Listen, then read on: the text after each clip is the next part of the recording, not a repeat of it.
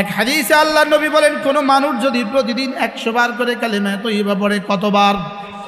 রাসূল বলেন আল্লাহ তাআলা তাকে হাশরের ময়দানে তুলবেন না, অবশ্যই তুলবেন, তার চেহারা হবে পূর্ণিমার চাঁদের মতো।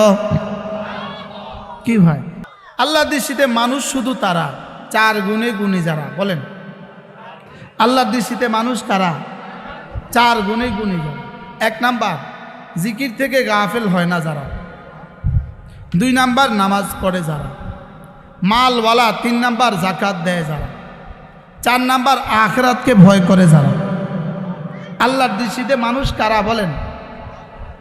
4 গুণে গুণী যারা, বলেন। মানুষ শুধু, বাকি সবগুলোকে যত বড় মানুষই আপনাদের কাছে মনে হয়, লেকিন রব বলেন না না, এরা আমার দৃষ্টিতে মানুষ না। বানানেওয়ালা বলেন এরা আমার দৃষ্টিতে কি না। তাহলে আল্লাহর দৃষ্টিতে মানুষ কে?